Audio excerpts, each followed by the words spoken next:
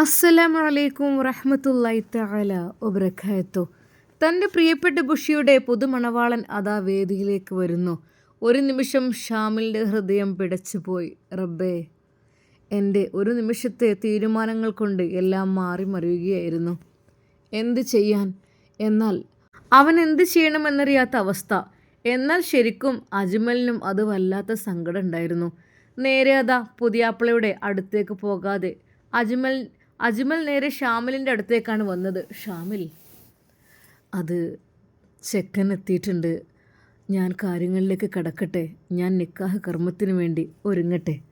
ഒരു നിമിഷം ഷാമിൽ പറഞ്ഞു, അതെ അജ്മൽ, നിക്കാഹ് ചെയ്തു കൊടുത്തോളൂ. ഇത്രയും ആളുകളുടെ ഇടയിൽ വെച്ച് ഒരിക്കൽ പോലും അവനെ നാണം കെടുത്തരുത്. കാരണം പ്രതീക്ഷയുടെ വിവാഹത്തിലേക്ക് കടന്നു വന്നതാണ് അവൻ. അതുകൊണ്ട് തന്നെ ഒരിക്കൽ പോലും നാണം കെടുത്താൻ പാടില്ല. ഈ ഒരവസ്ഥയിൽ അവൻ്റെ ഫ്രണ്ട്സുകളും ഫാമിലിയും എല്ലാവരും ഒരുമിച്ച് കൂടുന്ന ഈ ഒരവസ്ഥയിൽ ഒരാളുടെയും മനസ്സ് വിഷമിപ്പിക്കാൻ പാടില്ല. എന്ത് ചെയ്യണം? ആ നിമിഷം തന്നെ അവിടെ നിന്ന് ഷാമിലിനെ ഇറങ്ങണമെന്ന് തോന്നി. എന്നാൽ അജ്മലിൻ്റെ നിർബന്ധം. ഷാമിൽ, പോകരുത്. നിക്കാഹ് കഴിയുമ്പോൾ ഇവിടെ നിൽക്കണം കേട്ടോ, പോകരുത്. എൻ്റെ അപേക്ഷയാണ്. തൻ്റെ കൂട്ടുകാരൻ അജ്മൽ അത് പറഞ്ഞപ്പോൾ ഷാമിലിന് എന്ത് ചെയ്യണമെന്നറിയാത്ത അവസ്ഥ. അവൻ ആ സദസ്സിലിരുന്നു. അതെ, അജ്മൽ സ്റ്റേജിലേക്ക് കയറി തൻ്റെ പ്രിയപ്പെട്ട ബുഷിയെ കൈപിടിച്ച് ഏൽപ്പിച്ചു കൊടുക്കുകയാണ് ഡോക്ടർക്ക് വേണ്ടി. ആ ഒരു നിമിഷം അതാ അവൻ്റെ കണ്ണുകൾ നിറഞ്ഞു. എങ്കിലും മനസ്സുകൊണ്ട് പ്രാർത്ഥിച്ചു, റബ്ബേ, ബുഷിയെ നീ ബുദ്ധിമുട്ടിക്കല്ല. നല്ല ജീവിതം അവൾക്ക് നീ കൊടുക്കല്ല. അതെ, എൻ്റെ കൂടെ ജീവിക്കാൻ അവൾക്ക് കഴിഞ്ഞില്ല. എനിക്ക് അവളുടെ കൂടെയും അള്ളാഹു വിധിച്ചതല്ലേ നടക്കുകയുള്ളൂ. സാരല്ല, അല്ലാ വിഷമിപ്പിക്കരുതേ. പാവമാണ് ആ പെണ്ണ്. വളരെയധികം വിഷമത്തോടു കൂടി അതാ ഷാമിൽ ദുആ ചെയ്തു. എന്നാൽ അതിനിടയിൽ അതാ നിക്കാഹ് കർമ്മം പൂർത്തിയായി. അവളെ മഹർമാല അണിയിക്കുവാൻ വേണ്ടി അതാ ഡോക്ടർ വരുന്നു. തോഴികൾ അവളെ അണിയിച്ചൊരുക്കുന്നു. എന്നാൽ അവളുടെ കണ്ണുകൾ അവിടെ മാകെ പരതി. മറ്റൊന്നുമല്ല, ഷാമിൽ പോയോ എന്നുള്ള രീതിയിൽ പെട്ടെന്ന് അജ്മൽ അതാ ഷാമിലിനടുത്തേക്ക് വന്നു. ഷാമിൽ, അതെ, അവൾ നിന്നെ തിരയുകയാണെന്ന് തോന്നുന്നു. ഒന്ന് കണ്ടോട്ടെ, എന്നിട്ട് അവൾ സന്തോഷത്തോടു കൂടി അവളുടെ ഭർത്താവിൻ്റെ വീട്ടിലേക്ക് പോയിക്കോട്ടെ. എന്നാൽ ഷാമിലിന് അത് സഹിക്കാൻ കഴിഞ്ഞില്ല. അജ്മൽ, സാരല്ല. എന്നാൽ അതാ മഹറണിയിക്കുന്ന ആ ഭാഗത്തേക്ക് അജ്മലും ഷാമിലും അങ്ങോട്ട് അടുത്തേക്ക് വന്നു. ഫോട്ടോഗ്രാഫികൾ, വീഡിയോഗ്രാഫികൾ എല്ലാവരും വളരെയധികം തിക്കും തിരക്കും കൂട്ടുകയാണ്. ഡോക്ടറുടെ മഹറണിയിക്കുന്ന ആ ഒരു കാഴ്ച കാണുവാൻ വേണ്ടി എല്ലാവരും അങ്ങോട്ടെത്തി. ബുഷിയുടെ കഴുത്തിൽ മഹറണിയിച്ചപ്പോൾ അത് മനസ്സിൻ്റെ ഉള്ളിൽ വല്ലാത്തൊരു വേദന അത് ഉരുകുന്നതായിട്ട് തോന്നിപ്പോയി. അല്ലാ, ഒരു നിമിഷം അവൻ ഇടനെഞ്ച് കൈകൊണ്ട് പൊത്തിപ്പിടിച്ചു.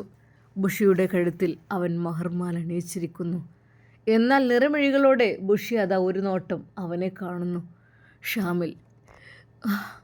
ഷാമിലിൻ്റെ കണ്ണുകളും അറിയാതെ അവളുടെ കണ്ണുകളിലേക്ക് കോർത്തു. റബ്ബേ, എന്ത് ചെയ്യണം എന്നറിയാത്ത അവസ്ഥ. എങ്കിൽ ഷാമിൽ അവളോട് കണ്ണുകൊണ്ട് ആംഗ്യം കാണിച്ചു. അതെ, സന്തോഷത്തോടു കൂടെ പോയി വരൂ, നല്ല രീതിയിൽ ജീവിക്കൂ എന്നുള്ള രീതിയിൽ. എന്നാൽ അജ്മൽ പറഞ്ഞു, ഷാമിൽ പോവല്ലോ, കുറച്ച് കഴിഞ്ഞിട്ട് പോകാം. നമുക്ക് അളിയൻ്റെ കൂടെ നിന്നിട്ട് ഒരു ഫോട്ടോ ഒക്കെ എടുത്തിട്ട് പോകാം. എന്നാൽ ഷാമിൽ പറഞ്ഞു, അല്ല, ഞാൻ പോട്ടെ, വീട്ടിലേക്ക് പോകണം, കുറച്ച് അത്യാവശ്യമുണ്ട്. എന്താ ഷാമിൽ? അപ്പോൾ നിനക്ക് ബുഷിയോട് അത്ര സ്നേഹം ഉണ്ടായിരുന്നുള്ളൂ?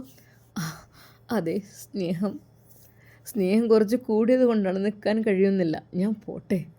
അജ്മൽ, ശരി. എന്നാൽ അവൻ പോവുകയാണ്. ഒരിക്കൽ കൂടി ബുഷിയോട് പറഞ്ഞു, ബുഷി, അത് ഷാമിൽ പോവുകയാണെന്നൊക്കെ പറയുന്നുണ്ട് കേട്ടോ. അതെ, ഡോക്ടറും അപ്പുറത്തുണ്ട്. എന്നാൽ ഷാമിൽ അടുത്തേക്ക് വന്നു ഡോക്ടറിന് കൈ കൊടുത്തു. ഇതെൻ്റെ കൂട്ടുകാരനാണ്. ഓക്കെ, എൻ്റെ പേര് ഷാമിൽ. ഓക്കെ.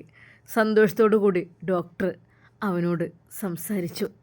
എന്നാൽ തൊട്ടടുത്തായിട്ട് ബുഷി നിറമിഴികളോടെ അവനെ തന്നെ നോക്കുന്നുണ്ടായിരുന്നു. ബുഷി പരിചിതഭാവം അവിടെ കാണിച്ചില്ല. ഒരുപക്ഷേ ചില ആളുകൾക്ക് അത് പറ്റില്ലല്ലോ. എന്നാൽ അജ്മൽ തന്നെയാണ് ഷാമിലിനെ അവന് പരിചയപ്പെടുത്തി കൊടുത്തതും. അങ്ങനെ അതാ അവർ ഫോട്ടോഗ്രാഫി ഇരുന്നു കൊണ്ടും നിന്നുകൊണ്ടും പിടിച്ചുകൊണ്ടും അങ്ങനെ പല രീതിയിലുള്ള ഫോട്ടോഷൂട്ട് അവിടെ നടന്നുകൊണ്ടേയിരിക്കുകയാണ്. എല്ലാവരും ആകാംക്ഷയോടെ അത് നോക്കി നിൽക്കുകയും ചെയ്യുന്നുണ്ട്. എന്നാൽ ഷാമിൽ ആ കാഴ്ച കണ്ടു. ബുഷിയുടെ മുഖം ഒട്ടും ക്ലിയറല്ല. എൻ്റെ പ്രിയപ്പെട്ട ബുഷി, അത് നിൻ്റെ ഭർത്താവാണ് നിൻ്റെ കൂടെയുള്ളത്. ഞാൻ നിൻ്റെ ആരുമല്ല. അത് ആരും. അവൻ നിന്നെ നിക്കാഹ് കഴിച്ചു, നിന്നെ സ്വന്തമാക്കി. അവൻക്ക് ഇഷ്ടത്തിനനുസരിച്ചെല്ലാം ജീവിക്കണം മോളെ. ഒരിക്കൽ പോലും നീ എന്നെക്കുറിച്ച് ഓർക്കരുത് ഇനി. കാരണം നിനക്ക് ഒരു ജീവിതം തരുന്നത് അവനാണ്. എനിക്ക് ജീവിതം തരാൻ കഴിഞ്ഞില്ല നിനക്ക് വേണ്ടിയിട്ട്. കാരണം എൻ്റെ അവസ്ഥ അതായിരുന്നു മോളെ. എല്ലാം കലങ്ങി മറിഞ്ഞു കിടക്കുകയായിരുന്നു. എന്ത് ചെയ്യാൻ, എൻ്റെ വിധി. എനിക്ക് ഭാഗ്യമില്ല നിൻ്റെ കൂടെ ജീവിക്കാൻ. സാരല്ല, നീ നിൻ്റെ പ്രിയപ്പെട്ട മണവാളനോടൊത്ത് ജീവിക്കണം.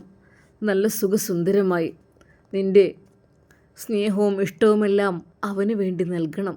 അത് അവൻ നിനക്ക് ഹലാലായ പുരുഷനാണ്.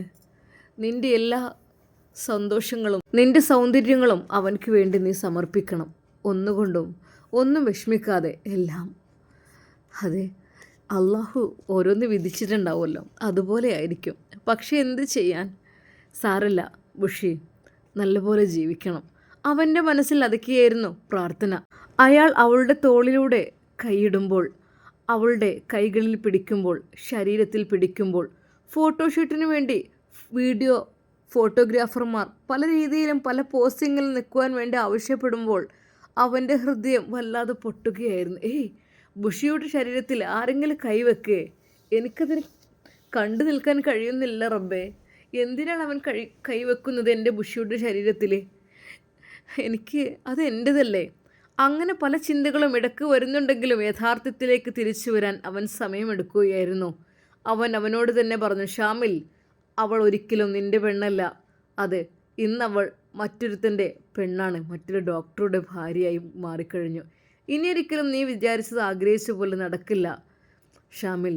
നീ അതിൽ നിന്ന് പിന്തിരിഞ്ഞേക്ക്. ശരിയാണ്, ഞാനെന്താ ഇത്രയും മോശപ്പെട്ട രീതിയിൽ ചിന്തിക്കുന്നത്? എനിക്ക് അവളുടെ ശരീരത്തിൽ അയാൾ കൈവച്ചെന്ന് വിചാരിച്ചിട്ടെന്താ? അവളുടെ ഭർത്താവല്ലേ അദ്ദേഹം. എന്തിനാ ഇത്ര മോശമായ രീതിയിൽ ചിന്തിക്കുന്നത്?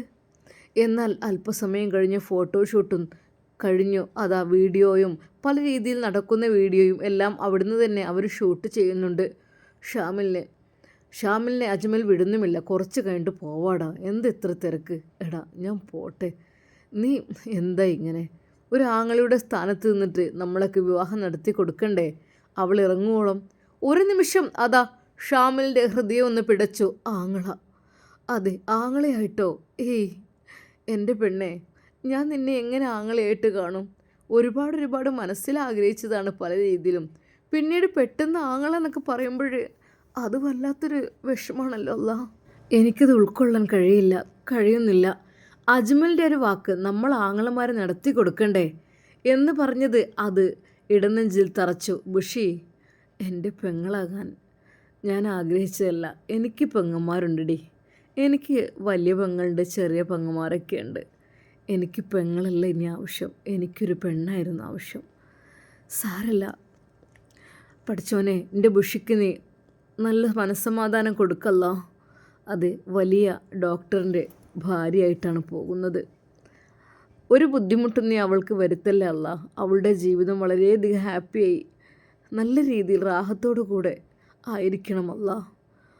ഷാമിൽ പ്രാർത്ഥിച്ചു. അജ്മൽ, ഞാൻ ഇറങ്ങട്ടെ? അല്ല, പോകട്ടെ. അവർ പോകാനായി.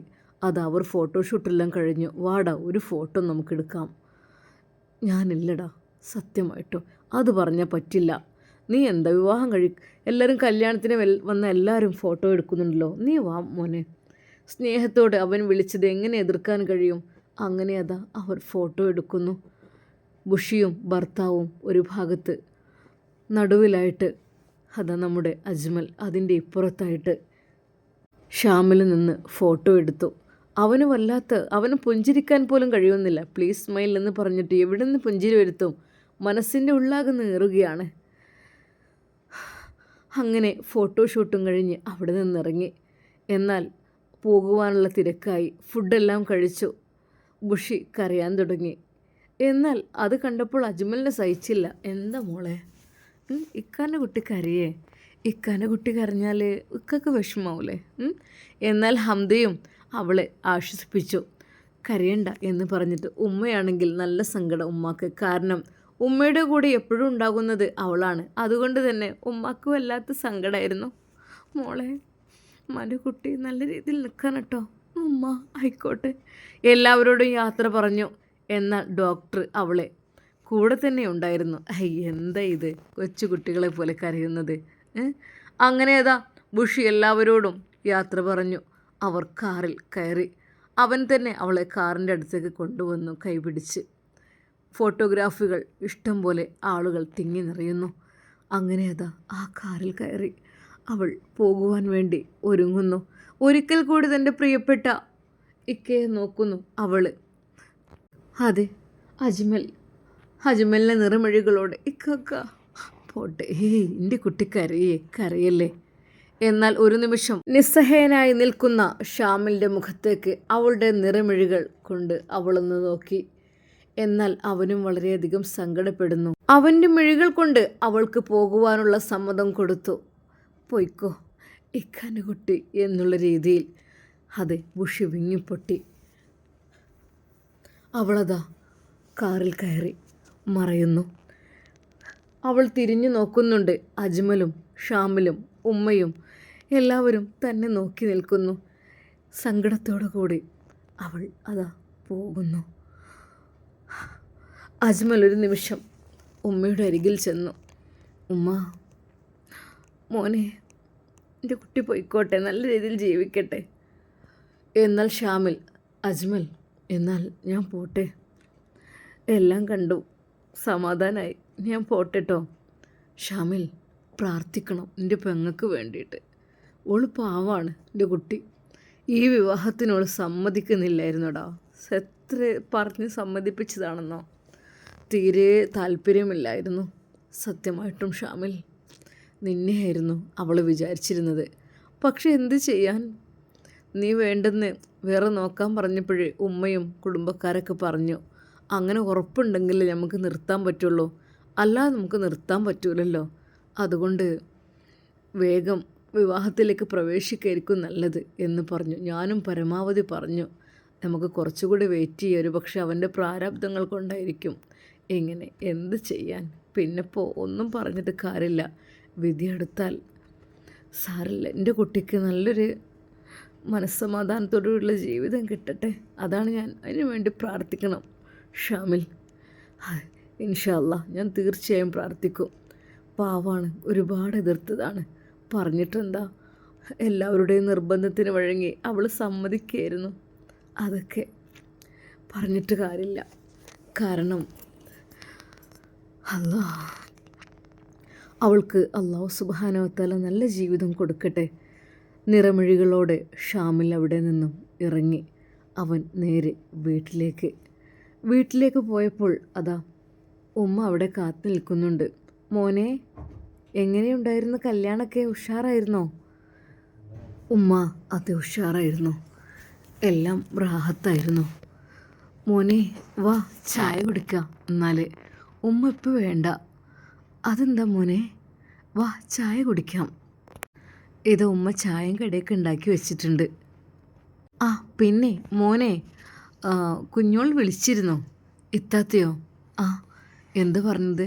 മോനെ പറ്റുമെങ്കിൽ മോനെ ഒന്ന് കൊണ്ടുവരാൻ വേണ്ടി പറഞ്ഞിരുന്നോ കേട്ടോ. കുട്ടികൾക്ക് 2 ദിവസം ലീവാണെന്നോ എന്നൊക്കെ പറഞ്ഞിരുന്നു. മോൻ കൊണ്ടുപോവാ. കാരണം അവരുണ്ടാകുമ്പോൾ ഒരു സന്തോഷമാണ്, എന്താ അറിയില്ല. മോൻ അവരെ കൂട്ടിക്കൊണ്ടുപോവാ കേട്ടോ. എന്തെങ്കിലുമൊക്കെ മിണ്ടിയും പറഞ്ഞിരിക്കാമല്ലോ.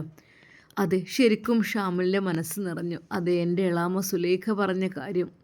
സുലേഖ എങ്ങനെയായിരുന്നു? വളരെയധികം ക്രൂരയായിരുന്നു അവർ. കാരണം എൻ്റെ ഇത്താത്ത വരിക എന്ന് പറഞ്ഞാൽ പോലും പറ്റില്ലായിരുന്നു.